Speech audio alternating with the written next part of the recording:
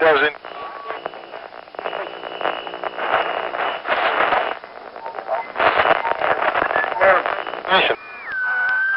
Kenmore Free Radio. Kenmore Free Radio.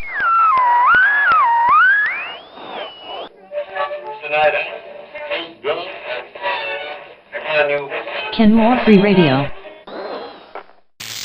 November 17, 2019. Kenmore Hall has officially lost another 4 tenants since early October. They are Ms. Barbara Lucas, 17K, Mr. Pedro Rojas, 3G, Mr. Tibor Mizyak, SIXS, Mr. Ronald Perry, 8H. The names come from the usual death notices that have been posted on public bulletin boards throughout the building. Rumor has it that there may be additional tenants not mentioned on the death notices, and we will be looking into this to find out whether there are other, unofficial deaths as well. Since these people passed away in the building, death stickers have been placed on their doors. The sticker on 17K's door is dated October 8, 2019, and notes that the room has been searched. It refers questions to the following number, 212-788-8430, and address: Public Administrator, New York County, 31 Chambers Street, Room 311, New York, New York. The other 3 rooms have stickers from the local police precinct, the 13th. They also have contact phone numbers. The number for SIXS is 212-477-7411. I'm bringing all of this up because the high volume of deaths in the building is freaking other tenants out, and the death rate doesn't seem to say much for the quality of supportive housing provided by Housing and Services, Incorporated, H.S.I.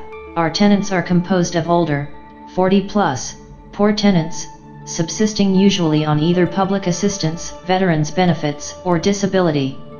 We have the usual health issues that older people have, but we also have a small subsection of the population who have HIV/AIDS. And then there's the very high percentage of the population that has issues with mental illness, alcohol dependency, and drug addiction. It's easy to forget that not all health issues are visible to the naked eye, so it's often very difficult to reconcile a seemingly sudden death when the person was mobile and not obviously experiencing difficulties the day before. 4 deaths in roughly the same number of weeks does seem excessive, though, and it could point to a much larger problem. H.S.I. prides itself on providing a shining example of the wonders supportive housing can do for previously homeless people, allowing them to turn their lives around. However, the statistics and demographics tell a different story. Tenants move in with addictions, and there's no change. In fact, they are planted directly in the center of a ready-made marketplace, where all sorts of things can be bought or otherwise obtained readily. Despite Section 8 regulations, there seems to be no incentive to clean up.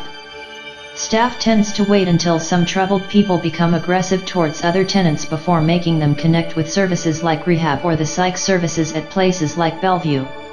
H.S.I.'s bottom line seems to be much more about being able to provide one of the least expensive housing solutions to homelessness, and it has very little to do with a high quality of life or health.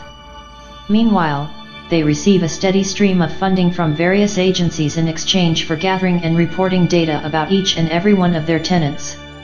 Is it worth it? I'm not claiming that the answers should be easy. Addictions and bad habits are notoriously difficult to break or change, but H.S.I. could be more accountable. Of course, other tenants have cited mold contamination and vermin infestation as creating a toxic environment that sickens tenants, and that's something for another episode, especially in context of Local Law 55, which legally obligates landlords to maintain asthma-free residential buildings.